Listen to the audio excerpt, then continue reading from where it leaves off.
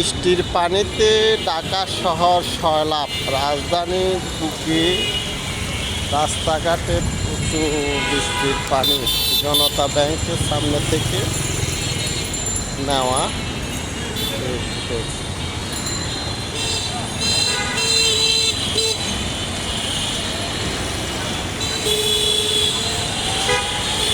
বালুর বস্তা দিয়ে জনতা ব্যাংকের গেটে বাঁধ দেওয়া হয়েছে যেন পানি না ঢুকে।